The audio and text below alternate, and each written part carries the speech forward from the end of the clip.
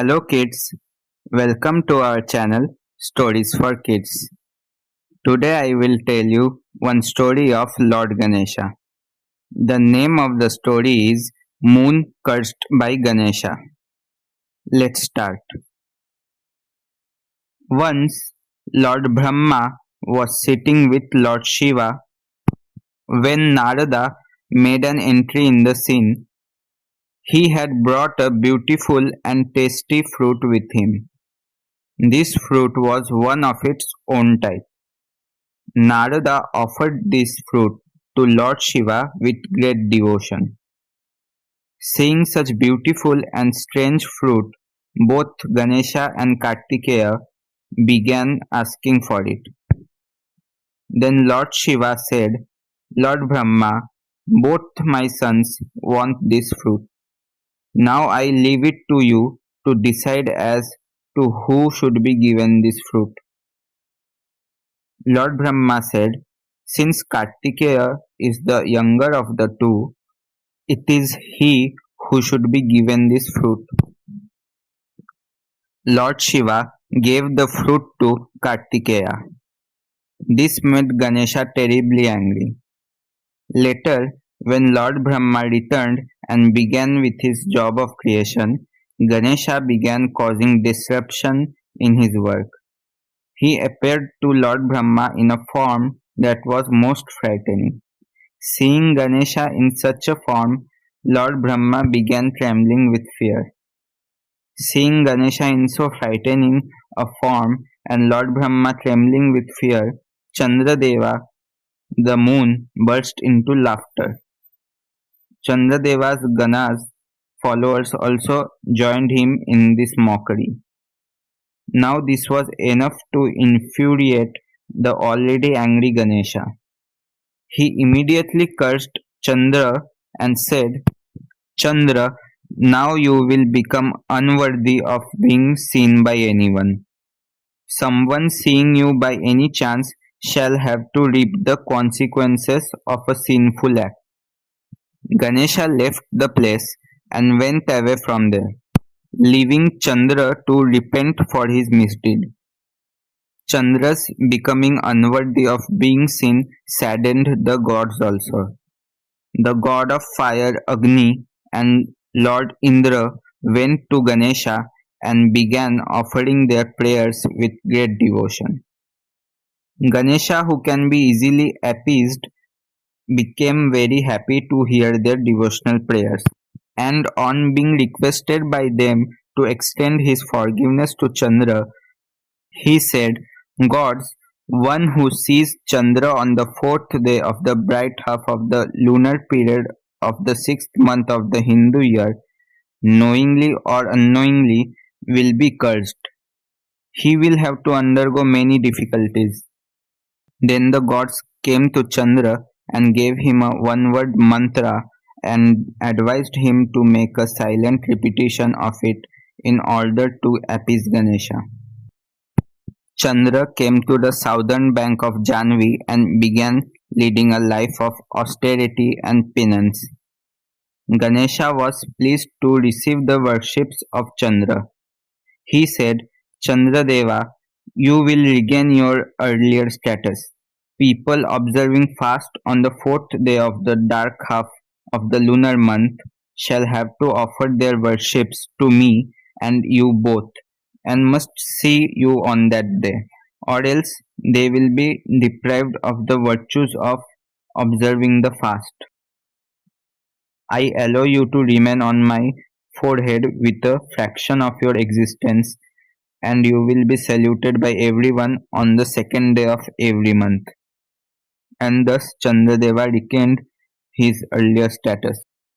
Now, based on the depictions of dialogue between Shiva and Parvati ji in the Uttarkhanda of Padma Purana, here is an account of how Lord Krishna was accused of stealing Syamantak money, a precious stone. King Satyajita had an invaluable precious stone, Syamantak money, which he had given to his younger brother Prasena. One day Lord Krishna asked Prasenna for the precious stone, which Prasenna refused to part with in a very impudent manner. He said, "This precious stone yields a lot of gold every day, and so I cannot give it to anyone." Lord Krishna didn't say anything. One day Lord Krishna, along with Prasenna and other powerful Yadavas, went to a very big forest to hunt wild game. Prasenna went quite deep into the dense forest all alone. There a fierce lion attacked and killed him and took away the precious stone from his possession. Then powerful Jamvan killed the lion and took the precious stone in his possession and returned to his cave with it. Lord Krishna returned with his retinue after sunset, and while on return, he happened to see the moon on the fourth day of the bright half of the lunar period of the sixth month of the year. After that, he entered his town. People in Dwarka began spreading rumor that Lord Krishna had killed Prasenna and taken away the precious stone from his possession. Hearing the rumor, Lord Krishna took his army and some of the Yadavas along with him to the forest. There he showed the dead body of Prasenna mauled by the lion. Then he made the army halt at the outskirts of the forest, and he himself entered the dense forest all alone with his sarang bow and mace. Going a little farther, he saw a very big cave before him. He entered the cave fearlessly.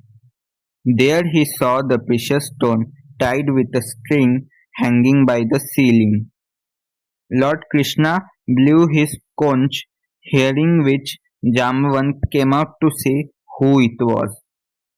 A fierce fighting ensued between the two mighty warriors, which continued for 10 nights. Seeing his opponent getting stronger and finding himself getting weaker, Jamban realized that it must be Lord Rama with whom he was fighting. He immediately stopped fighting and asked with folded hands, "Who are you? What's your purpose of visit?" Lord Krishna said, "I am Krishna, son of Vasudeva. You have brought my Siamantak money with you. Return it immediately, or else you will be killed within no time." Hearing this, Jambavan became very happy and fell prostrate before Lord Krishna. He apologized for the fight that took place between him and God himself and offered his daughter Jambavati's hand in marriage to him. He also gave many invaluable gems along with the precious stone Siamantak money to Lord Krishna in dowry. Lord Krishna returned with Jambavati to Dwarka and returned the precious stone to Satyajita, who in turn gave it to Satyabhama, his daughter, who was also Lord Krishna's wife. At the end, Lord Shiva reiterated the point in which he mentioned the day on which seeing the moon would bring curse on the person who sees it.